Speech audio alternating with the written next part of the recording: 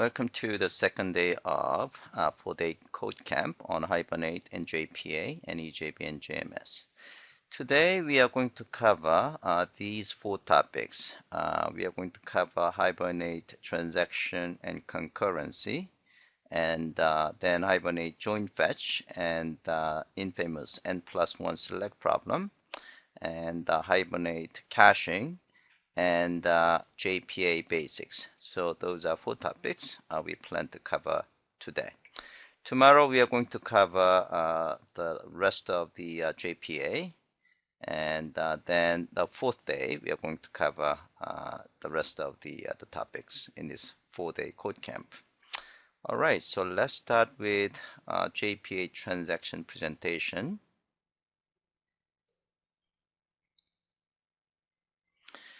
So these are the set of topics we are going to cover. So we are going to first talk about session and transaction scopes, and then we will talk about transaction demarcation. So depending on what kind of transaction schemes do you use, you can use a different transaction demarcation. For our hands-on lab, we are going to mostly focus on JDBC-based exercise. And then we are going to talk about the locking. So here we are going to talk about mostly optimistic locking, and we are also trying to look into pessimistic locking as well. Session scope patterns. So a session is considered as a unit of work. Yesterday we talked about session as a container of persistent state object. Okay, so whenever you are committing or closing a session in some cases, you are going to flush all the persistent state object to the database. So you can consider that as a unit of work. So grouping data access operations. So all the database operations will be performed for the state object, persistent state objects contained in a session. So we refer to Hibernate session as a unit of work because the scope of session is exactly that. So basically, to begin a unit of work, you open a session, and to end a unit of work, you close a session. So session scope patterns could be one of these four patterns. Session per operation pattern, session per transaction pattern, and session per transaction with detached the object pattern, and session for long conversation pattern. And you can use any of these patterns. So let's talk about session per operation pattern. So in this pattern, a single Hibernate session has the same scope as a single database operation. So you are creating brand new session for each database operation, for example, like a save, and then you close after save it is done. And obviously this is strongly discouraged because the overhead for creating and closing, opening and closing a session for each database operation could be higher than that is needed. Session per transaction pattern, in this case, a single session has the same scope as a single database transaction. So within that transaction, you can in fact perform multiple database operations. For example, save the multiple objects, so a bunch of other database operations. So this is most common pattern for multi-user environments. So if you see the picture here, the session has a match to session and the transaction matches. Session per transaction with a detached the object pattern. So in this case, you have a session matches with the first transaction, and then there could be some detached the objects in between. And then we are going to start another session, which also actually matches the second transaction. The last pattern is a session for long conversation pattern. So here you have a session here, and then you could have in fact the multiple transactions, and you could also have some detached objects in between. All right, so let's do our first exercise. So these session patterns, I mean, there is no rule that you have to follow. I mean, it's just the way that you are going to write your application. Okay, so let's do our first exercise 1. So we are going to play around with these patterns. Okay, so first we are going to try the first pattern. So this is the session scope where it matches with a single operation. Okay, this is for, so yeah, so this is basically reflecting what we have covered in the presentation. So in this case, let's try to run Hibernate session scope per operation. So let's run that guy, and session scope and the operation, and just run it. Main method, default package, okay. So the result is nothing fancy. I mean, we are going to just perform a single operation within a session. So this is what we are going to see. So if you take a look at the code, okay, so we have opened the session here. So we have a session, and then we perform transaction and commit. And for each of those, in each session, we are going to just perform one single database operation, in this case, save. Okay, and then for the second save operation, we actually creating another session, and then again we close it. Okay, so this is the one session per operation pattern. Okay, obviously you can see overhead of actually opening and closing a session here. Okay, that the second pattern is session scope is per transaction. So in this case, we are going to perform two lifecycle operation, save operations within a single session. Okay, and that session is also matches with the transaction. And the third pattern is we have a session, and then we have a detach the object in between. Okay, so if you take a look at this one, we have a session, and then we are going to perform some database operations, and then we close the session. So when we close the sessions, in this case, P1 and P2, person 1 and person 2 objects now become detached state. Okay, so this is something that we have seen yesterday, right? Okay, and then we create another session. Okay, and then we also create another transaction, and then we have we are going to merge that detach the object, and then we are going to perform operations. Okay, and so this is basically the pattern number 3 as we have seen here. Okay, so this is the pattern that we are using. Okay, and the 1.4 and 1.5, this is a case that we are going to use a single session, but we have a multiple transactions in between inside. Okay, so if you take a look at the code, we have a single session, and then we have a transaction, the first transaction, and we perform it and we commit it, and then we create another transaction, second transaction, so within the same session, right? Okay, and then we perform another lifecycle operation from that transaction. So this is the case that we have multiple transactions within a single session. Okay. Another way that you can have a long session is basically in this case we are going to disconnect the session. So basically we are disconnecting the session, but session is and then we are going to reconnect. Okay, so we still use the same session, but we have multiple transactions as well. Okay, so these are just the patterns, the way that you can actually write your code. Okay, and there is no concrete rule that you have to follow. Okay, but in general, we are going to use the second pattern most of the time, which is the session with matches with the transaction. Okay. All right, so I'm going to give you guys about the 7 or 8 minutes to try this exercise.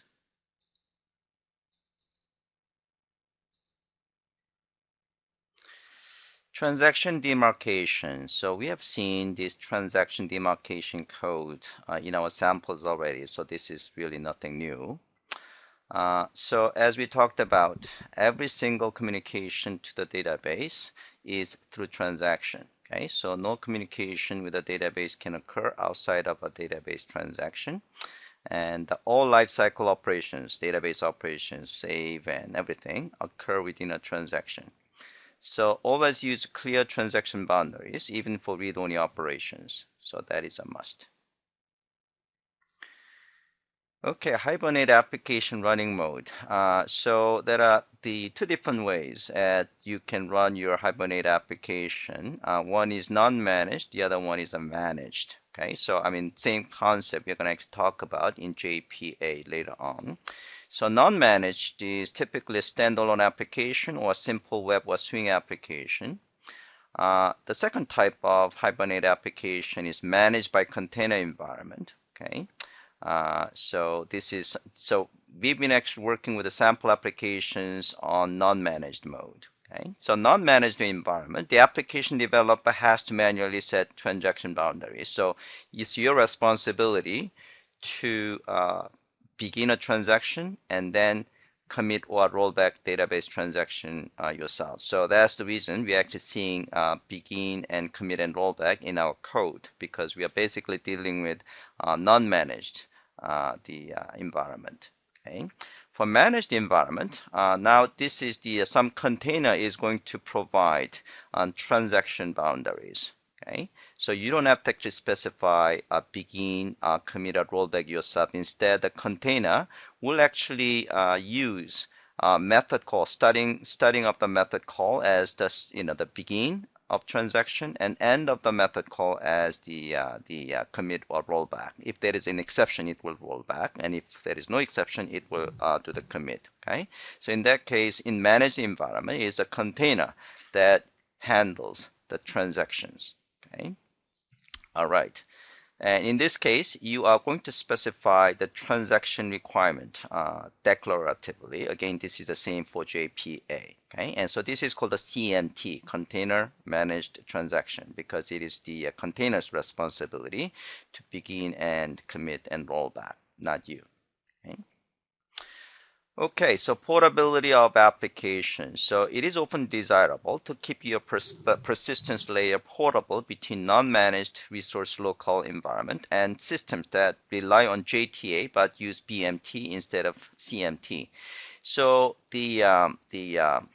even in container environment, you could actually use BMT, meaning the beam managed transaction instead of CMT. So when you want to use a CMT, you have to use this transaction annotation. If you're not using transaction annotation, then even in container environment, it's your responsibility to start the transaction and commit and roll back the transaction. So these two environments, non-managed environment where you have to actually perform transaction yourself, or BMT environment, you still have to perform the transaction demarcation yourself. So we want to have the same code to be able to be used in these two environments, non-managed resource environment and BMT environment. Okay. So Hibernate offers these wrapper APIs. You can think of this one as a high-level API that translated into native transaction system of your deployment environment. So you are going to use this transaction, the API, which is going to translate it into this non-managed and also BMT environment. If you're using CMT, then you're going to just use the transaction attribute, so you don't have to actually be responsible for studying transaction or commit and rollback. Okay. All right. You can certainly use a low-level API if you want to. Okay, because this high-level transaction API is optional, but it is recommended because it provides the portability of your code. Ending a session actually involves these kind of things: flushing a session, commit or rollback, misspelled, rollback the transaction, and close a session and handle the exception. So this is the code that we have seen all along. So if you take a look at the code, this is again non-managed environment case that we've been seeing all along because we are using a Java SE application. Okay, so basically you have a session, and then you have to you are basically using transaction the API, and then we are going to get the transaction object, and then you do some work, and then you do commit. Okay. So you do not have to flush the session explicitly because the commit automatically triggers the synchronization depending on the flush mode of the session. Okay? And then the commit will roll back, and then at the end you're going to close the session. This is the managed environment, but you are using BMT, meaning it is still your responsibility to start the transaction, ending a transaction. Now, you can see this code is exactly the same as previous non-managed environment. So this is the portability of the code that we are talking about because you are using this transaction object. Okay. So exactly the same code. Manage the JTA environment, but the same code. Okay. So this is the so this is the case that you are using user transaction object, which is a bit lower level API. So this is the case that is not recommended in Hibernate case because so this one you cannot actually use in standalone Java-SE application.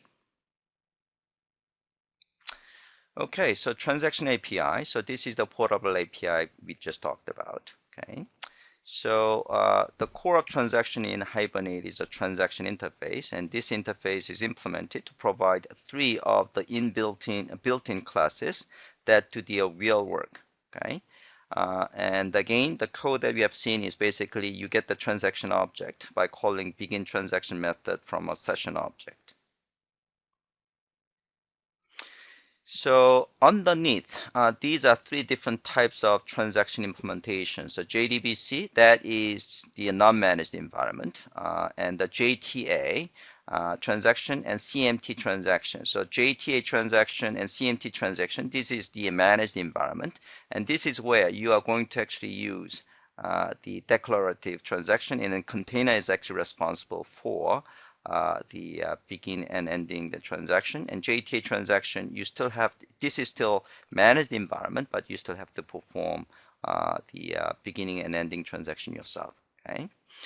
Regardless of these 3 different implementations, you are going to still use the same, or actually at least these 2, you are going to use a transaction object. Okay. All right, so the choice of transaction implementation class can be specified in your Hibernate cfg.xml file. So you can specify this. By the way, JDBC transaction is a default. So that's the reason you don't have to actually specify in Hibernate cfg.xml file in our sample applications. Okay, but you can add this this element in your Hibernate.cfg.xml file, explicitly indicating that you are using JDBC transaction. Okay, so that is a default. Okay, so method of transaction interface. Yeah, again, we have seen this method being used in our sample code: begin, commit, and rollback. Those are 3 methods that we have used, right? But you can also use other methods like is active or set timeout, transaction will timeout, it was committed, and was rolled back. All right, so exercise 2. So, exercise 2 is something that we have kind of worked with already, so nothing really new, okay? So the first exercise is a transaction API config. So we just want to actually see what is the transaction implementation class that we've been using. Okay, so if you take a look at the code, okay, so let's actually run that code first. Transaction API config, and I'll explain what that means. Transaction API config.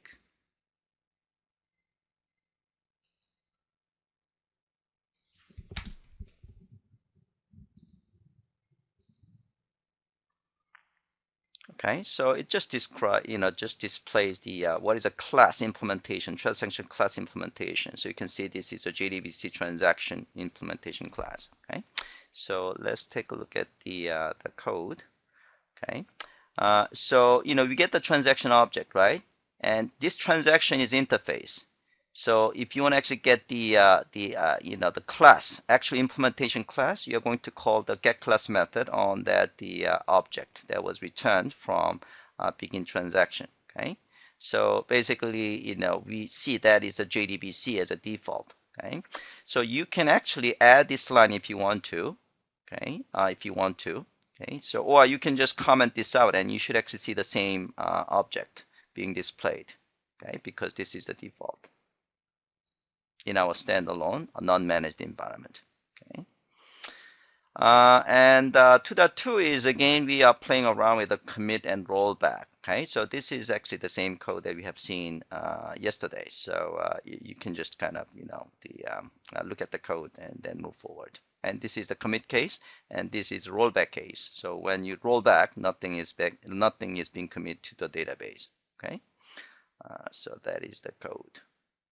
All right, so I'm going to give you 3 minutes for you guys to try this exercise too.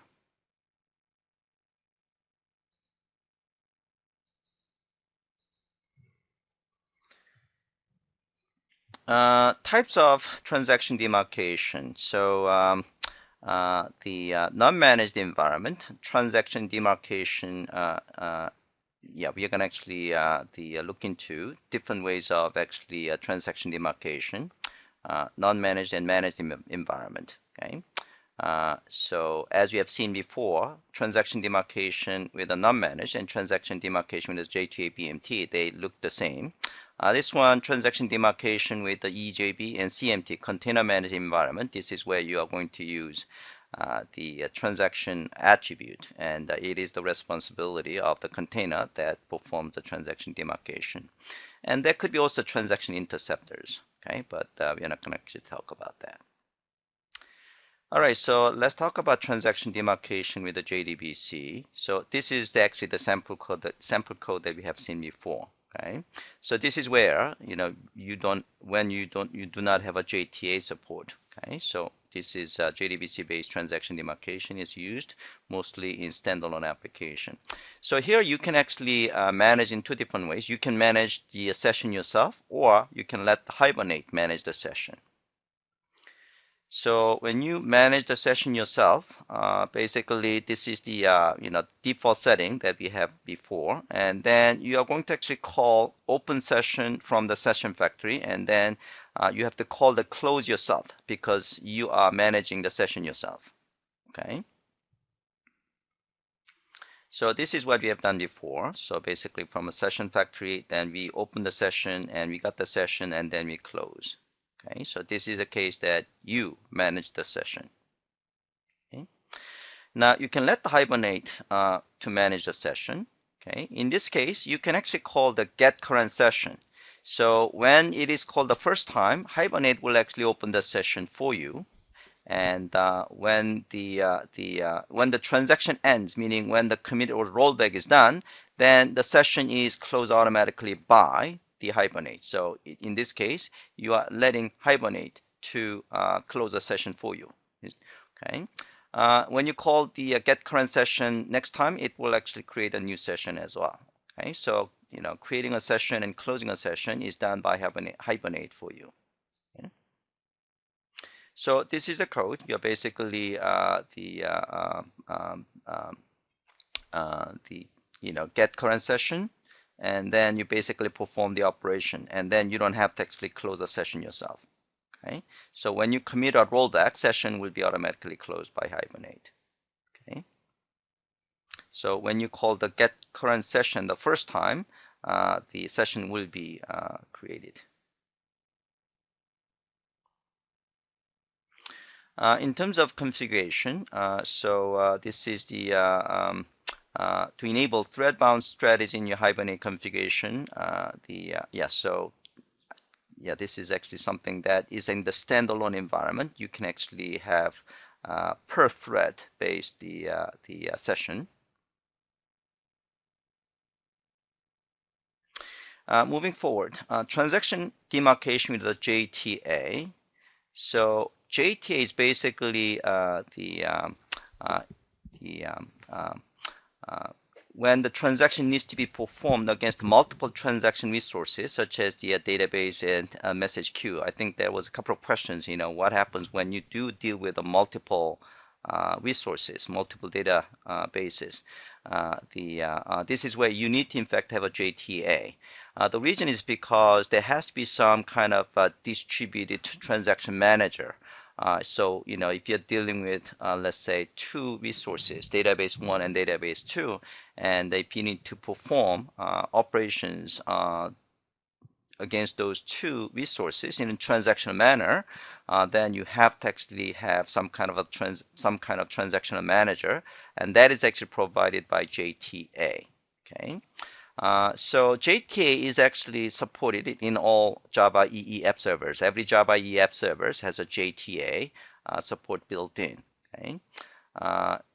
So the data source used in such a container is automatically handled by the JTA transaction manager. So this is actually built in Java EE app servers.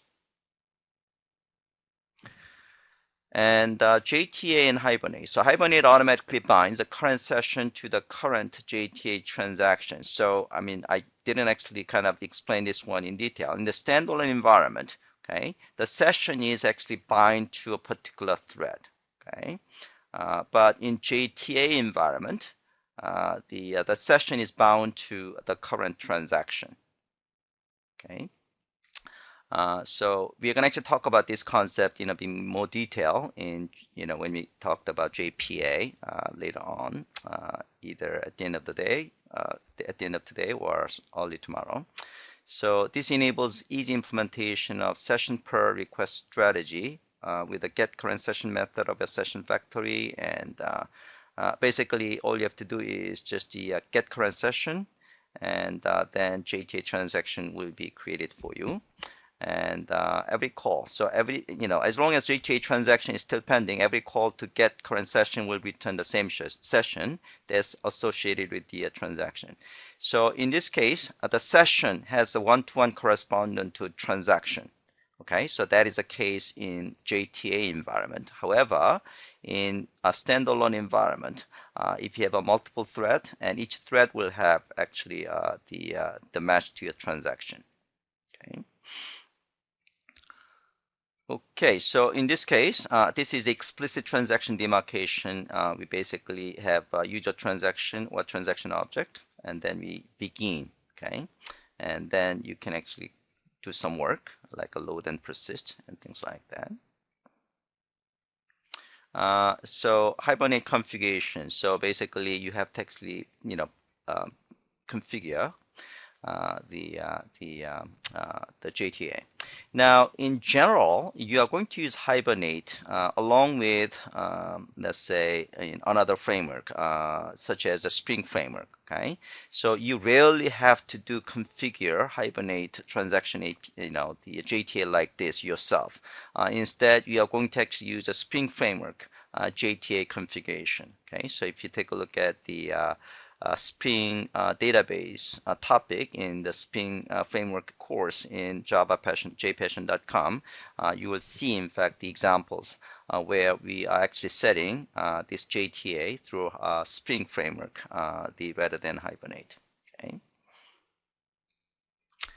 All right, so transaction demarcation with CMT. So this is the case that you are using container managed transaction using attributes. So in this case, instead of actually coding begin, commit, and rollback yourself, you are actually asking the container to do the transaction demarcation. Okay, so basically you are going to use you're going to use this annotation. So transaction attribute and transaction attribute that required. Okay. So when you specify this, and that means you're asking the container to perform the transaction begin and commit and rollback. Okay. Again, we are going to actually have the bunch of exercises when we do JPA. So this is exactly the same JPA. It's exactly the same annotation you are going to use in JPA as well. So we're going to do some exercises later on when we do JPA. All right, so exercise 3. So here we're going to just mostly do standalone Java SE transaction demarcation. So basically, we are going to try, you manage this session and Hibernate manage session. Okay, so in this case, the result is pretty much the same. So let's actually run this guy. So you manage the session, run as an application, and and then Hibernate. The result is going to be the same, but we are going to see the code with a slight difference. Okay. All right, so let's take a look at the code. This is the case that you manage the session. So in this case, you are going to open the session yourself, okay? And you have to close the session, okay? Because you manage the session yourself. Now, the second case is you are asking Hibernate to manage the session. So in this case, instead of actually calling open session, you are going to call get current session. So when you call the get current session, if there has not been any session per this thread, it will actually create one for you. Okay. Later on, you don't have to close the session. In fact, if you enable this guy, you will have an exception because it's already closed. Okay. So the configuration here is this is a case that we are actually asking Hibernate to manage the session. Okay. So let's try the exercise 3, and we are going to uncomment the code and see whether we in fact receive some exception. Okay, so this is the one that I'm going to uncomment. Okay. Oops. I want to just uncomment these 3 lines. Okay, and let's run this code. And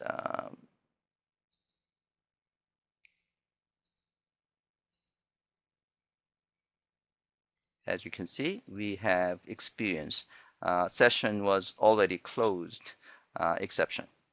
Okay. All right, so I'm going to give you guys about the 10 minutes to try this exercise.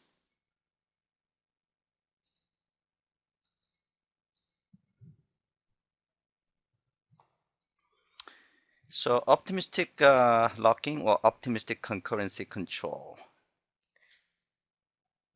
Sorry.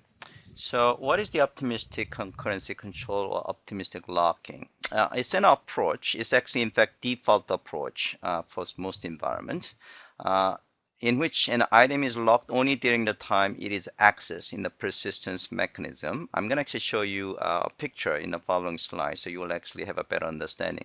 So example is that if a customer object is edited, a log is placed on during the time it takes to read. So it's going to actually read it, lock it and read it, and then it will unlock it.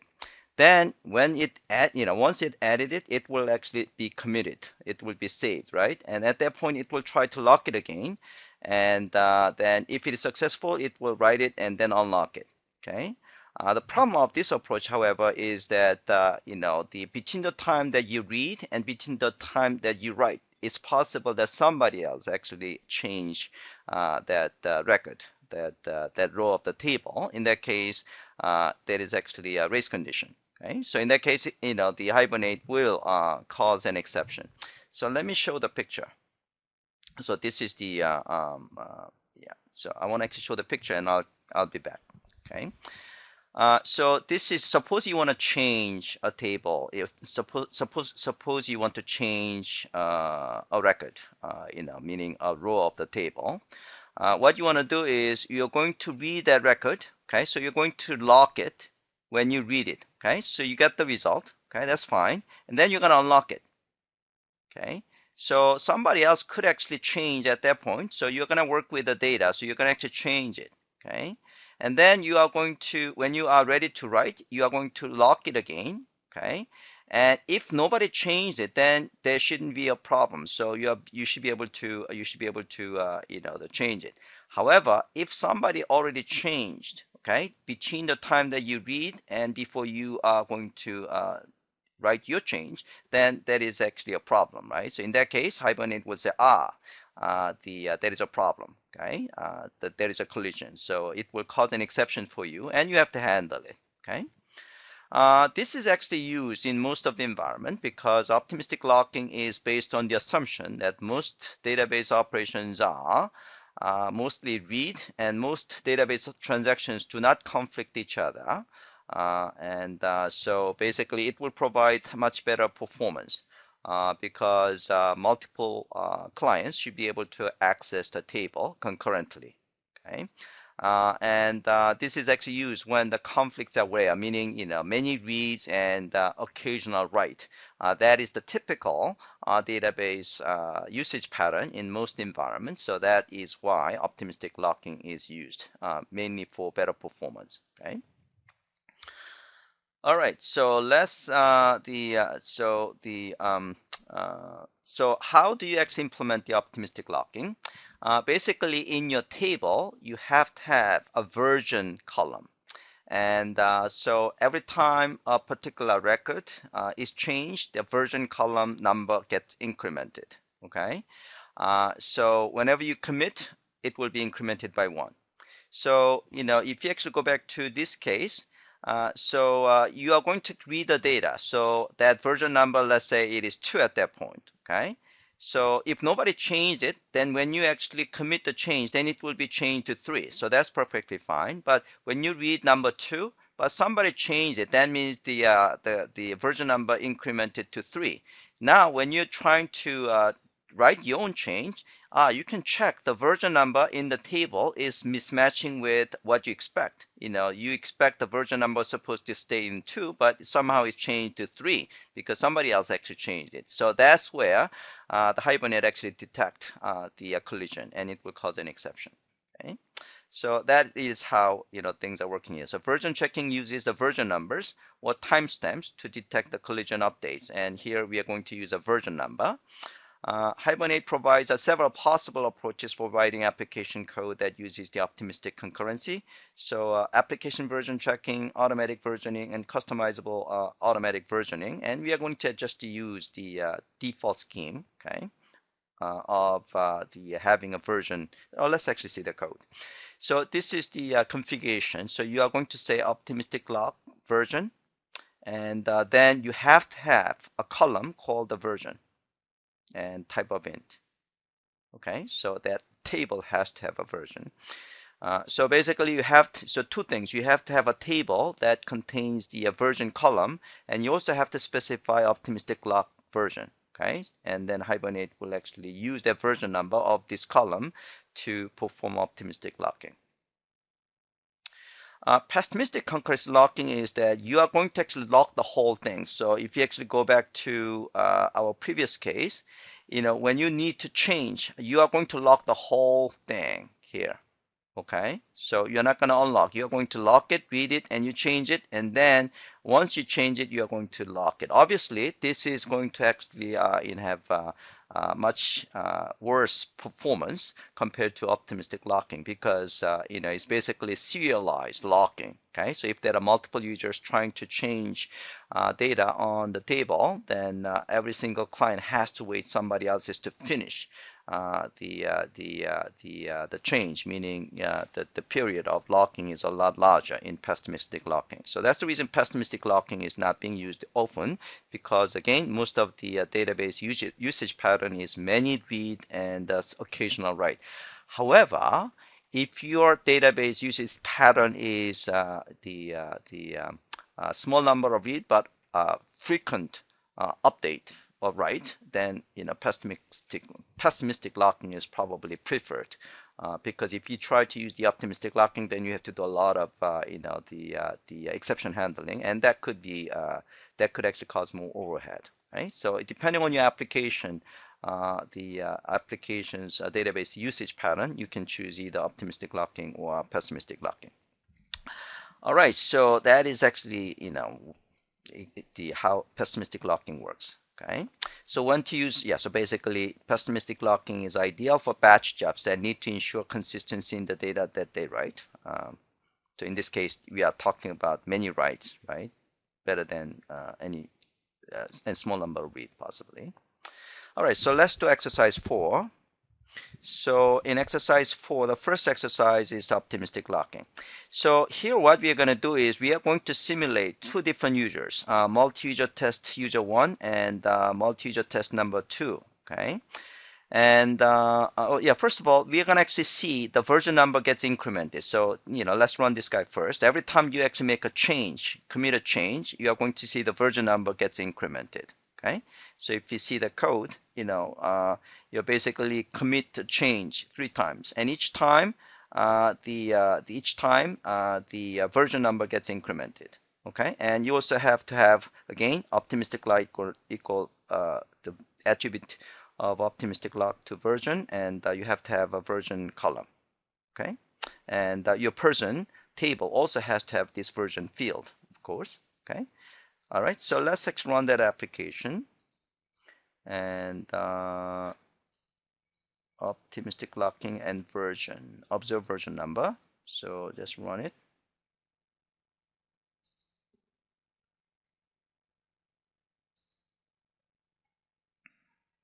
Okay, so you can see the final version number is 3, right? And every time you make a change, the version number gets incremented. So starting from 0, 1, 2, 3, and 4. So make a change, make another change somewhere in your code. Okay. So for example, in main, make another commitment and see whether that gets incremented. Okay. All right, so that is the first exercise. The second exercise, we are going to simulate the 2 different users trying to access the same record, and we are going to experience optimistic locking. So you can actually try the none case. Okay, so this is a case we do not use the optimistic locking, and then it will actually override the change that somebody else actually created. Okay, so you can try this one first, and obviously this is not desired situation, so we are going to actually experience optimistic locking. So let me actually run the code first. So here, this is the first user, and main. So it actually make a couple of changes, and then it's going to display this code. Okay, so this is the option dialog.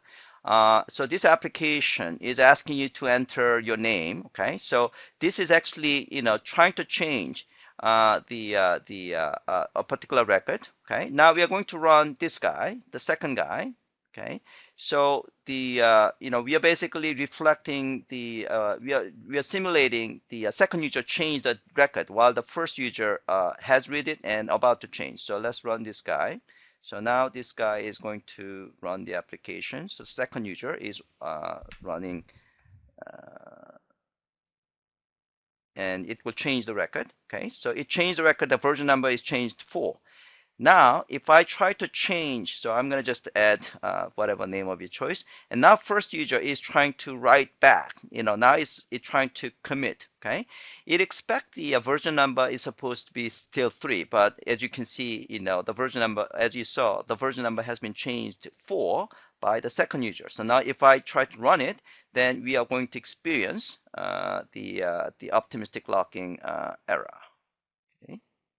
Yeah, so this is the optimistic locking that we just, so row was updated. Yeah, so this is the state object state exception. This is the optimistic locking exception. Row was updated and deleted by another transaction. Okay. All right, so that is the exercise for that one. So let me just explain the code. So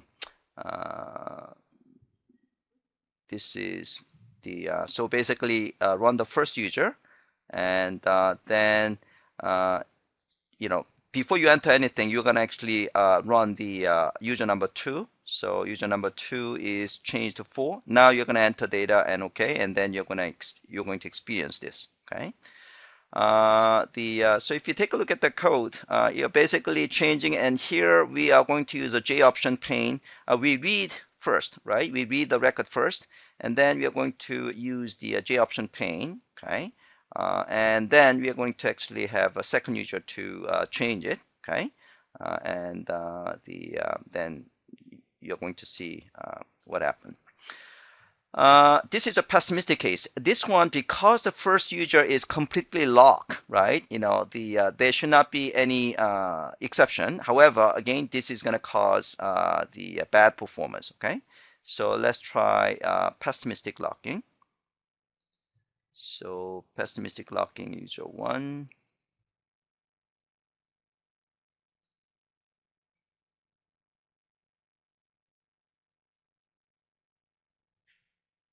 What is pessimistic? The second user, which one is supposed to? So this is user 1, and